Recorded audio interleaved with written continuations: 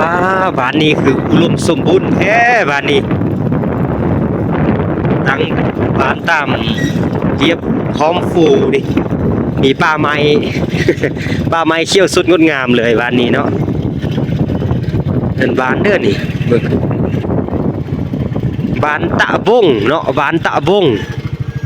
เมืองสำเนือแขวงหัวผันทุกคนหมู่ปล่อยหมู่ตามบ้านนี้เลยเนาะบ้านตะบง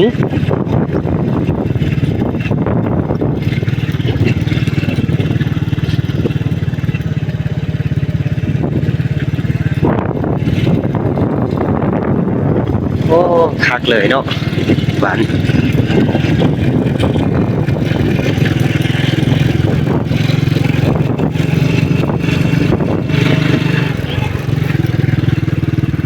โอ้ยาวนี่บ้านนี่ตั้งบ้านเรียบตามสายชายทางนี่ยาวเลยโอ้ตำฮูกดีไล่ไล่คนตำฮูกเนาะตำฮูกทอไม้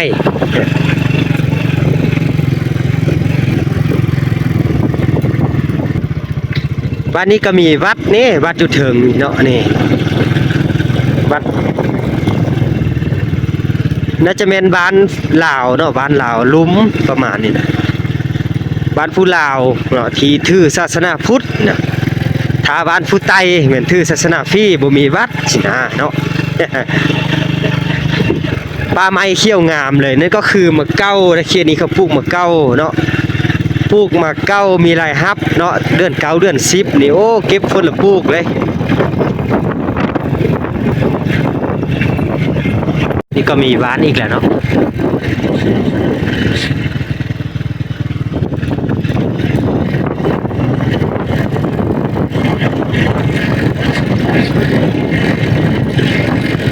ยังบ่ฮู้ว่าเอิ้นชื่อบ้านหยังนี่เนาะหรือว่าบ้านเลอเนาะยังบ่ทันฮู้โอ้คักแท้ อ่าธรรมชาติลี่แท้ว่าบ้านนี้มีควายโอ้โหมีควายโอ้ควายหลายแท้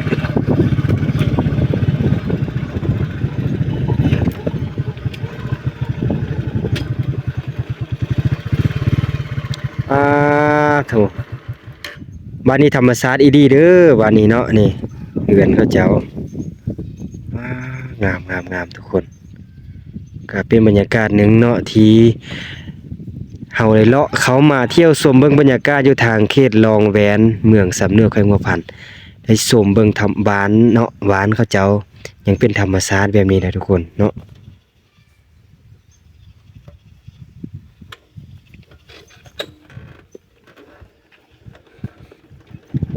โอ้คือจีน้อยเหือนวานนี้เนาะคือจะน้อยเหือนควายงามเด้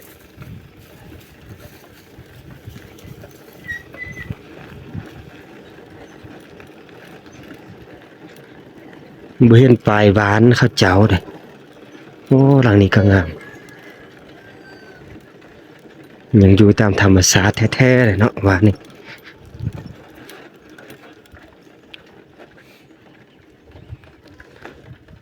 อ๋อบ้านเอิ้นบ้านเพียงดีเนาะบ้านนี้เอิ้นบ้านเพียงดีทุกคนบ้านเพียงดี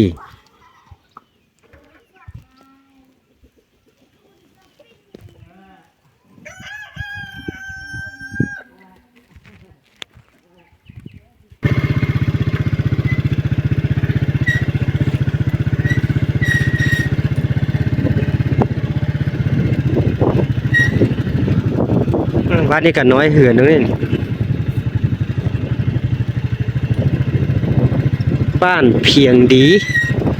เมืองสำเนือแขวงหัวพัน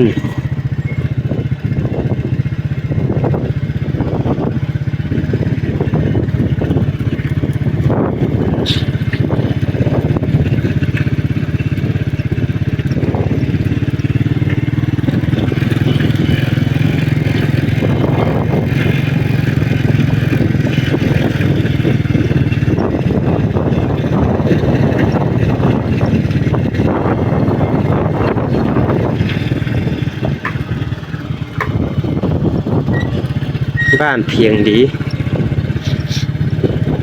โอ้ตั้งเหือนเดียบตามทางแคมทางบ้านนี้ก็ยาวได้บ้านนี้กัน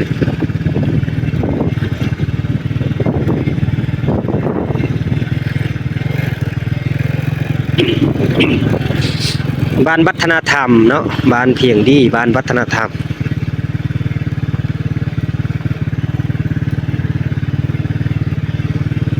โอ้มีนาเนาะมีนาทางแคมห้วยทางนี้เลยโอ้นำห้วยนี่ไล่ตลอดเลยเนาะ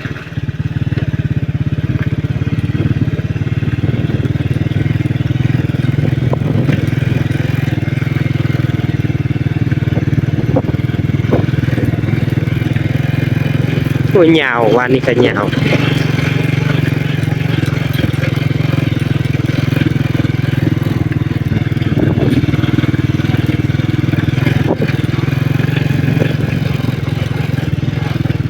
คือจะฮอดอยู่ประมาณ40หลังคาเรือนเนาะบ้าน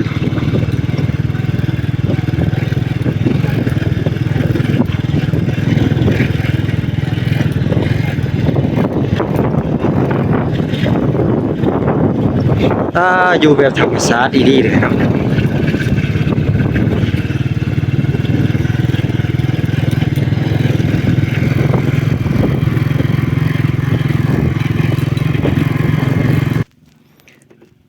บ้านเพียงดีเมืองสำเนือแขวงหัวพันนะว้าคักที่สุดเนาะคืออากาศนี่เย็นเย็นแหงเลยเนาะอยู่แบบธรรมชาติแท้ๆแหละทุกคนเนาะผิดพันกับธรรมชาติ100%เลยนี่เออ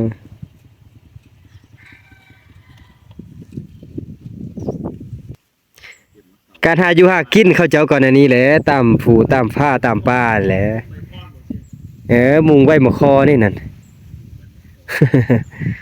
โอ้อากาศนี่เย็นคักเนาะเองเนาะ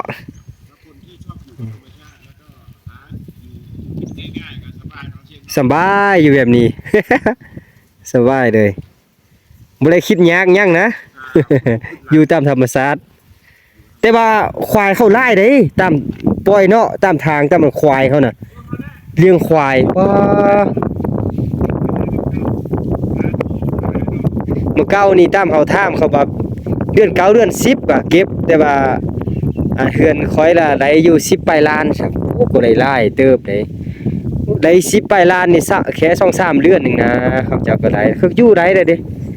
อาหารการกินบ่ได้ซื้อนี่25ตามภูตามผ้าตามป่านี่ได้นี่บ้านน้อยๆตั้งอยู่นี่หอมฟูเข้าธรรมชาติแท้ๆนี่เนาะคือธรรมชาติ100%เลยทุกคนบรรยากาศแบบนี้ป้าอยู่แบบอุดมสมบูรณ์แท้ๆเลยเนาะ หาอยู่หากินตามธรรมชาติ100%เลยนี่เลี้ยงงัวเลี้ยงควายหาหน่อไม้ของปลาของดงหั่นแหละเนาะทุกคน เขาเจ้ายังใส่ใบมะคอเนาะมุงใบมะคอนี่จะเป็นบ้านน้อยๆนี่ตั้งอยู่เดียวนี้นี่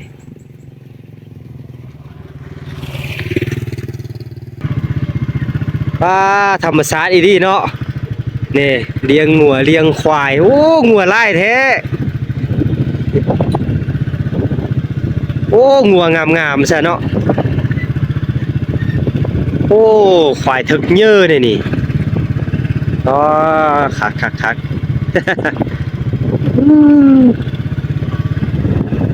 โอ้ยมาแจกขนมน้องๆนี่สบายดีเอิ้นบ้านเด้อเนี่ยบ้านเพียงดีป่ะโอ้แต่กระเนินมาพี่เนาะโอ้บ้านเพียงดีนี่ยาวเด้ยังขึ้นกับบ้านเพียงดีอีกเนาะมีสัญญาณเน็ตบ่มีมีสัญญาณโทรศัพท์แล้วเก๋ามีมีเนาะไปเข้าโรงเรียนอยู่กันเลยลูกอยู่บ้านนี่ก็มีโรงเรียนฮอดห้องเลยม.4 อ๋อ เนาะธรรมชาติแท้ๆเลยเนาะบ้านนี้เนาะนี่มีงัวมีควายโอ้คักเลยเนาะ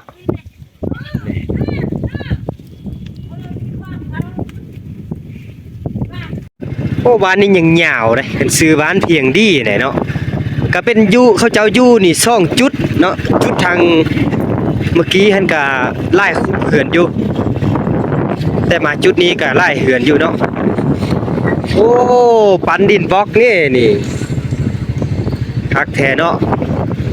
อ๋อมีต้นมะคอไล่ใช่ป่ะโอ้ยังธรรมชาติคักเลยบรรยากาศสดๆแท้ๆเลยหาอยู่หากินตามธรรมชาติเนาะบ่มีตลาดเด้เขตนี้โอ้นี่กำลังสร้างเหือนงามทางนี้เนาะอุดมสมบูรณ์ยังมีต้นมะคอนี่หลายที่สุดเลยเนาะอยู่ตามป่าคักโอ้ยังธรรมชาติแท้ๆเลยเนาะบ้านเฮานี่ตำฮูกบ่นี่ ไปเบิ่งดู ตำฮูกศีลบ่นี่เอิ้นตำฮูกกันเด้อนี่สบายดีโอ้ยตำฮูกกันเลยเด้ตำฮูกศีลเนาะโอ้บ้านเฮานี่ยังธรรมชาติคักเลยเนาะเอิ้นบ้านเด้อบ้านเฮานี่บ้านเพียงดีเนาะขึ้นกับเมืองสำเนื้อบ่อ๋อจ้ะลูกนี้ไปเมืองแหวนบ้านเมืองแหวนยังใกล้บ่ไก่บ้านเลยไก่นี่หดบ้านผู้เพียงไก่บ้านผู้เพียงกับแม่เมืองแหวน โอ้ยังบ้านนึงเนาะบ้านเตื้อมเด้ เติมไก่เมืองแหวน ยังใกล้บ่ใกล้เมืองแหวนไปเติมไก่น้อยนึง ใกล้หน่อยนึง บ่ใกล้หลายเพื่อใกล้หน่อยนึงพุ่นน่ะเอาขอบใจเด้อ โอ้นี่ทางนั้นกำลังสร้างเฮือนงามเด้ทางนั้นโอ้เจ้าเอาเลยเพิ่นว่ากินน้ำเด้อกินน้ำยามเด้อนะ โอ้อยู่แบบอุดมสมบูรณ์เนาะบ้านเฮาเนาะอยู่ตามธรรมชาติแท้ๆเลยยังมีป่าไม้เนาะรกหน้าโอ้คักแท้เนาะอยู่แบบธรรมชาติแบบดั้งเดิมเนาะบ้านเฮานี่บ้านวัฒนธรรมนี่เพิ่นมีปลาย สวัสดีเดี๋ยวทันดีสบายดี37หลังคาเฮือนเนาะ37บ้านนี้อยู่2จุดเนาะพ่อเนาะบ้านเนื้อขึ้นกับนี้บ่โอ้จังว่าเห็นบ้านยาวมาว่าโอ้ยคือว่าไล่เฮือนเด้ว่าตังยาวคุ้มเนื้อที่จริงเลยเขาตังเป็น2คุ้มบ้านนี้เนาะเนื้อคุ้มเราเทิงคุ้มนี่เราพ้องโอ้มีช่องชนเผ่าป่ะเราเทิงโอ้คุ้มทางเฮามาทางเทิงหั่นแม่นคุชนเผ่ากะมุแต่ว่ามาฮอดนี้แม่นชนเผ่าเราพ้องโอ้ต้องเลยนะคือเดียวบ้านนาสลาหั่นวะเจ้าเขานี่เขาเจ้าบ้านเทิงหั่นแม่นบ้านชนเผ่ากะมุบ้านนี้แม่นชนเผ่าพ้องนี่นะลาวพ้องอ๋อเหนือว่าเชียร์ส่วนเผ่าพ้องนี่จะมีน้อยที่สุดใดส่วนเผ่าพ้องยังอยู่แค่หัวพันนี่ยังมีแต่เมืองสำเนื้อเนาะสำเนื้อเราลาวพ้องที่หากันได้ยินเมืองลายกว่าแม่นหัวเมืองหลายเนาะหัวเมืองหลายที่ลาวพ้องอ้ายก็บ่เคยได้ยินบ่เคยเนาะบ่เคยได้ยินส่วนเผ่าฟ้องบ่เคยได้ยินหากันได้ยินแต่ก็ถือศาสนาพุทธเนาะมีวัดพุทธเนาะวัดอยู่นั่นโอ้วัดอยู่เนินนี่นะอ๋อวันสัตว์เองเกี่ยมจะสร้างเมืองเจ้านี่ได้ทุกคนเนาะอันลูกอยากสนเจอหน่อยนึงว่ากะมุกับพองนี่มันเป็นเสื้อชายเดียวบ่พ่อต่างอีกว่ะเอาละพุทธโอ้มันคือพี่สนาโอ้คือเดียวกับไตแดงกับลาวพุทธธรรมดาสบายดีพ่อหันดีเด้อไปมาเลาะเที่ยวหรอกเลาะเที่ยวเขตลองแบนนี่ศาสนาเราเจ้ามุกนี่เขาบ่ได้รักษาเลยปวดพระสงฆ์เจ้าโอ้เจ้าเพราะว่าลูกเคยไปถ่ายคลิปอยู่อันบ้านนั่นนาสลาบ่าแปะเสลยน่ะสเอ็ดอันฟ้าแฟแบบอันมีบ่มัดมีหั่นน่ะเฮาเลยถามใช่ป่ะ บ้านเฮานี่ก็บ้านชนเผ่าพ้องสินะ เนาะนี่ก็คือบรรยากาศบ้านเลอกี้ บ้านเพียงดีเมืองสำนวนไข่งัวพันธุ์เป็นส่วนเผ่าเหล่าพ้องเนาะเหล่าพ้องนี่ โอ้เขาเจ้าอยู่แบบธรรมชาติเลยเนาะอาหารการกินเด้5ทางเด้อพอ กินหนูนี่ ส่วนแรกก็ธรรมชาติเนาะห้วยป่าป้ออันนี้แหละ เขาจึงเอิ้นว่าคันฮักธรรมชาติมันอยู่แบบนี้สำบายเฮงเนาะแต่ว่า ให้อยู่น้ำแวนอยู่น้ำแวน น้ำแว้นเนอนี่บ่โอ้ เลยลงมาน่ะ น้ำเสลยมาอันนี้โอ้ อยู่เสลยหยดเวียนอยู่เสลย ไล่ออกสู่น้ำซ้ำมันบ่ แม่น โอ้เจ้าแม่นเนาะ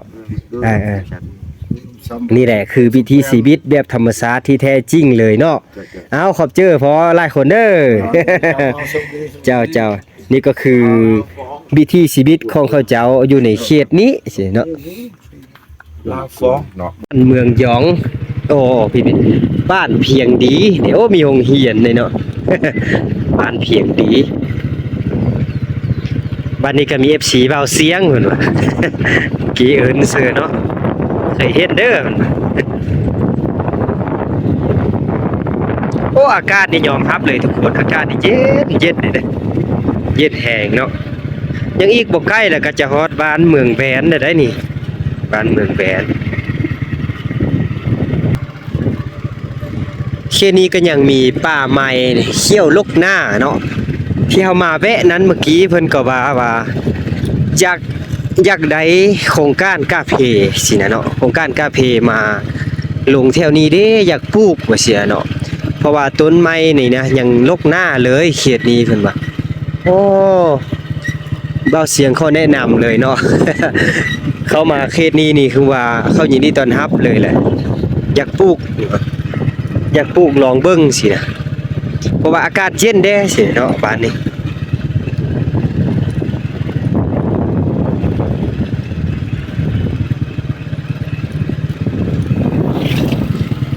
โอ้คักเลยธรรมชาติป่า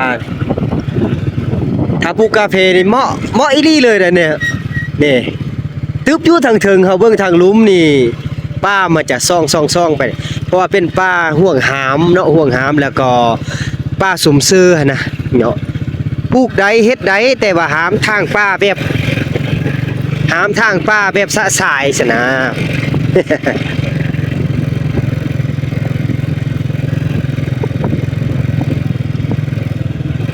เบิ่งดินกะฮูเนาะนี่ยามแรงๆนี่ฝนน้ำหมอกลงนี่ยังอึ้นสุมอยู่เด้เขตนี้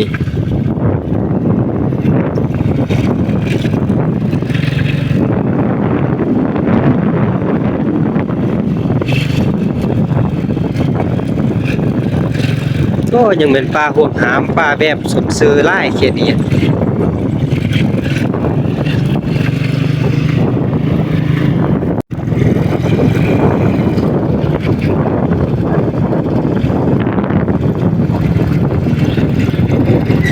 โรงเรียนปฐมบ้านภูเวียงบ้านหัวฟูเนาะบ้านหัวฟูบ้านนี้บ้านหัวฟูแสดงว่าตั้งอยู่บ่อนสุ่งเนาะ ก็เลยเอิ้นซื้อบ้านหัวฟูโอ้ยยอมรับเลยทุกคนเขตนี้แม้นยังมีป่าอุดมสมบูรณ์กับป่าทึบเลยเนาะป่าทึบลกหน้าอีหลีใกล้จากบ้านนี้ไปก็เขาไปสู่เมืองแหวนเนาะบ้านเมืองแหวนเด้อเขาจะว่าเก็บจะฮอดเด้อบ้านเมืองแหวน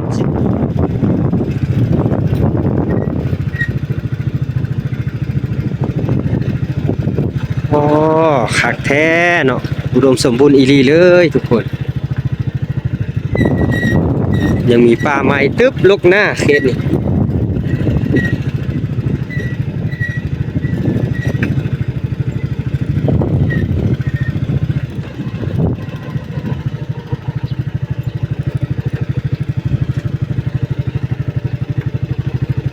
โอ้ยังมีเฮือนมุงไว้หมกคอนี่ทางนั้น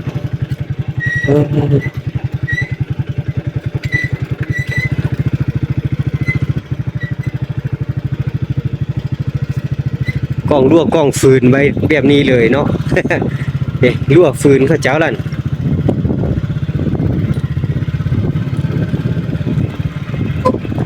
ตั้งอยู่เทิงสั้นสูงเดือด